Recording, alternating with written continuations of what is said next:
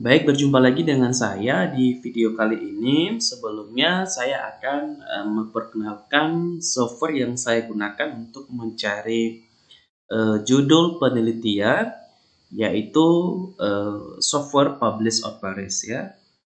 Aplikasi ini atau software ini merupakan software yang tidak asing lagi buat eh, mahasiswa-mahasiswi, baik itu mahasiswa magister ataupun dengan mahasiswa tingkat doktor.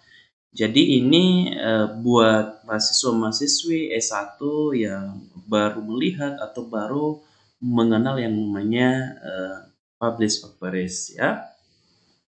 Jadi software ini dapat mempermudah kita untuk mencari judul atau jurnal penelitian yang sedang kita tulis.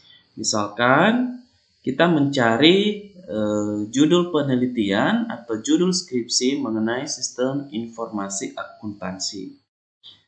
Tapi di dalam skripsi itu kita diwajibkan untuk mencari jurnal-jurnal sebelumnya dan merupakan jurnal yang relevansi pada judul skripsi yang sedang kita tulis.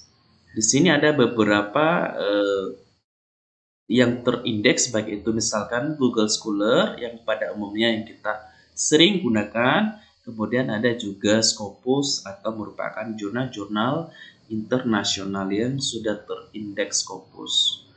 Nah, sekarang kita coba memanfaatkan namanya Google Scholar. Di sini ada ya penulisnya, autornya, kemudian nama penulisnya, kemudian judul penelitian, kemudian atau judul jurnal, kemudian keywordnya atau kata kunci.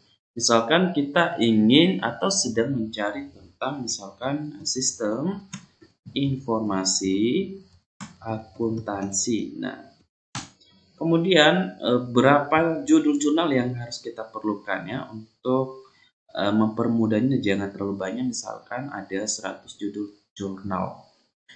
Di sebelah kanan di sini ada tahunnya ya, ada ranknya misalkan tahun 2018 sampai tahun 2020. Jadi kita mencari jurnal antara tahun 2018 hingga tahun 2020. Setelah itu kita akan klik search. Jadi di sini nanti akan menampilkan beberapa jurnal-jurnal yang kita cari sesuai dengan keyword yang sudah kita ketik tadi. Di sini ada beberapa dan sampai ratusan. Di sebelahnya, sebelah kiri ada namanya yang sudah disitasi. Artinya judul yang pertama ini sudah dilakukan sitasi sebanyak 65 kali ya, atau sudah dikutip oleh para penulis lainnya, baik itu penulis skripsi atau penulis jurnal lainnya. Jadi kalau misalkan kita ingin membutuhkan judul ini, misalkan di nomor 2 di sini ya, ini ada ranknya, misalkan tentang sistem informasi. Kita coba klik. Kemudian langsung terhubung dengan Google Scholar atau dengan Mozilla yang ada di laptop kita. Kemudian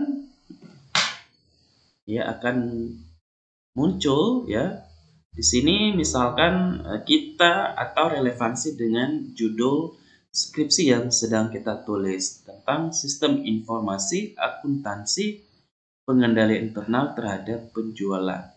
Misalkan kasusnya di CV Anugrah ya, seperti di jurnal yang kita lihat. Kemudian kalau misalkan ini cocok untuk kita, langsung ya tanpa harus kita buka fullnya PDF-nya.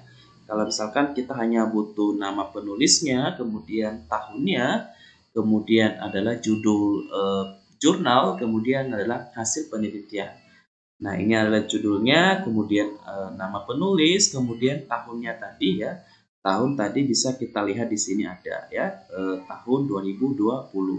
Kemudian untuk mengutip daripada hasil penelitiannya, ini jangan semua kita copy paste ya ke penelitian terdahulu kita. Cukup misalkan dari yang terakhir inilah hasil yang dicapai. Nah, di sini bisa kita copy paste ke Microsoft Word.